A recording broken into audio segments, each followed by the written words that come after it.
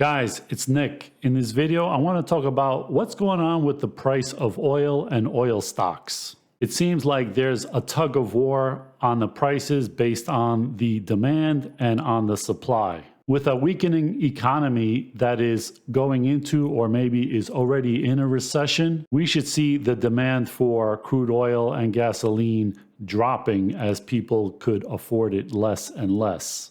However, on the supply side, there seems to be news that's always coming out that is actually bullish for the price of oil, meaning less supply implied in the market. So what's winning out in influencing the price of crude oil the most, the demand or the supply? Well, the price doesn't lie. So if you want to see what's winning out, just look at where the price of crude oil is and some of these oil stocks, where they are and where they look like they're heading.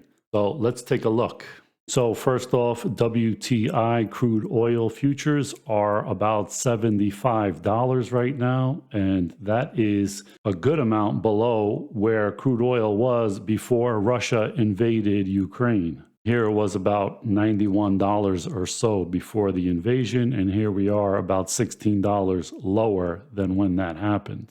So let's look at some of the news that's supposed to be bullish for the price of oil. Number one is the U.S.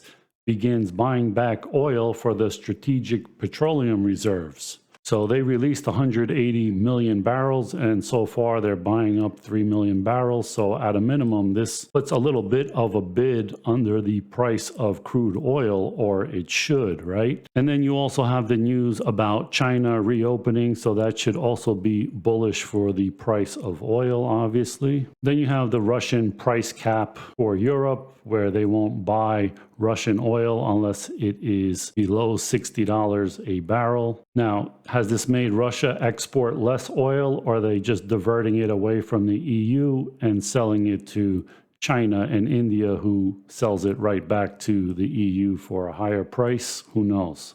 But Russia did say it will not abide by the price cap, even if it has to cut production.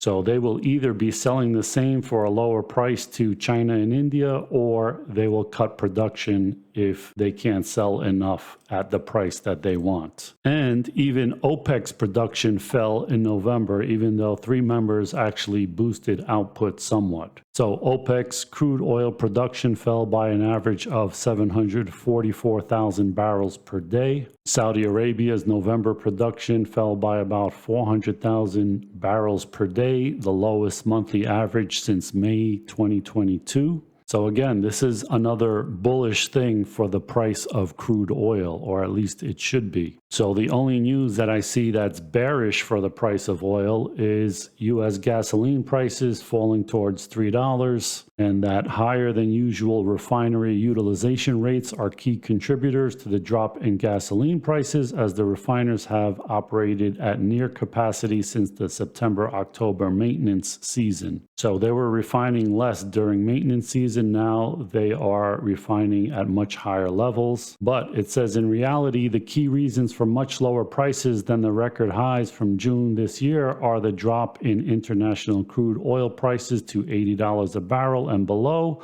higher utilization at U.S. refineries, and falling gasoline demand with the start of the low season for driving with inclement weather and less daylight. So it seems from the news that there's a lot more reasons that the price of oil should actually be higher than it is. But looking at the price of crude oil and oil-related stocks, it might be telling a different story, that maybe investors are already selling because they believe in the demand destruction, or there's more demand destruction than we actually realize right now. It could be that the big investors are already getting out of the trade because they see the demand destruction coming down the pike with a recession expected in 2023. So let's take a look at what the charts are actually saying. Okay, let's start with the XLE, the energy ETF. This is a monthly chart right here, going all the way back to 1999.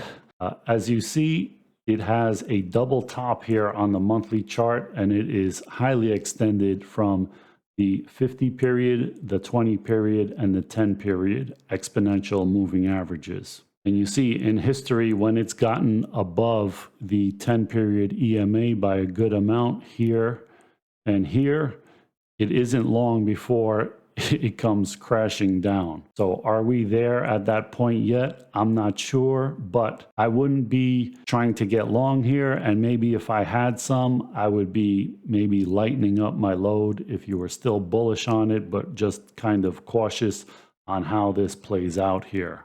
And this is a weekly chart and a daily chart of the XLE, and you can see the double top a little bit better here on the weekly chart. And so it tried to make a run. It came back down to the 50 EMA, had a small bounce, again the 50 EMA, at least it was a higher low than here, and then made a new run, and now it's coming back down again. So if this breaks below, 70 or so, then the run is probably over. ExxonMobil looks a little bit stronger than the XLE in general, but it makes up a big piece of the XLE, but it still looks kind of topped out to here and at least very stretched out and extended over the 10, 20, and 50 EMA. So you see here in history, it doesn't get that far above the 10-month EMA before it comes back down to earth. And here we are a good percentage above that. Here's a look at the weekly chart. Basically, if it doesn't bounce off of this level around here, then it's probably going to break down below this 84 level. Chevron CVX looks very similar to the Exxon chart, and it's also very extended off the 10-period EMA on the monthly chart. And you see, going back into history, it doesn't get that far above the 10 EMA before it comes back down to earth. For a monthly chart to be above the 50, the 20, and the 10, it means it is really strong. And so when it's riding above that, that's very strong. But eventually it gets extended and it comes back down to earth. Here, here, and possibly here. So on the weekly chart, just like Exxon, if it doesn't bounce off of this level here, like 167, it's probably going to break down below this 142 or so. Valero, VLO, the refiner, is making some record profits right now, and so their stock is on fire from about 35 to like 146 or so, but also it's getting extended and it's kind of a double top right here. So it went up to 146, came back to the 10 EMA, tried to make another run, it didn't work. And this is a big red candle down right here. So if it gets below like 98, this run could be over. And you can see it a little better on the weekly chart here. It had this run, it came down to the 50-week, had a small run, came back down. And on this leg up, it couldn't make a new high. And now it's coming back down. So if it breaks this last low here, the run is probably over. And here is one of Warren Buffett's favorites, Oxy. And this is not showing a double top. It's more like a triple top maybe. There's just a lot of sideways congestion here. It had this run up from the Russian invasion, but it's basically done nothing for the whole year except jump around between 57 and 77, let's say. And the strange thing is Warren Buffett made a few extra purchases in the last year, somewhere in the 65 or so range.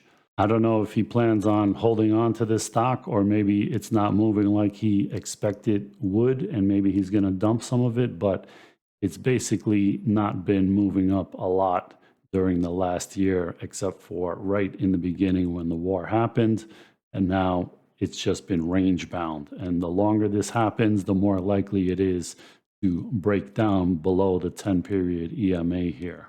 And looking at a weekly chart of Oxy, you see this triple top a lot better, actually. So one run up to 73, another run up to 77, back down. And on this last run, it couldn't even make that last high, and now it's coming back down. Now, these are all higher lows than the previous one. This low is lower than this one, and it's lower than this one is lower than this one. If on this run down, it breaks below this or this, then this run for Oxy is probably over. So guys, that's a look at what's going on in the oil market and how it reflects on oil prices and oil stocks. Remember, when oil prices bottomed, all the news was really bearish about the price for oil going forward. They said it was going to be low forever. Now that oil prices are high and all the news is always positive, saying things like shortages and supply issues and oil price caps and buying back the SPR and China reopening, all these things should be bullish for the price of oil, yet the price of oil is not going higher. The price of oil stocks are not making new highs. That should tell you something, that something has changed. And so the people that probably got in early are now selling out because they see demand destruction coming down the pike either now or very soon. Like people say, don't listen to what somebody says, watch what they do. Same thing with the stock market. Don't listen to what the news says, watch what the actual prices of the stocks and oil actually does. And so right now, oil and oil stocks is saying that the news that's out there is not good enough to drive these things to new highs. In fact, they look like they're weakening a good amount here. So keep that in mind for your tax selling going into the end of the year. If you have some big gains, think about possibly unloading some to offset some losses on other stocks. This is not financial advice. Do your own research and make your own decisions because it's your money. And let me know in the comments if you think oil has topped out here or you think that this is just a pullback before it goes even higher. Thanks for watching, guys.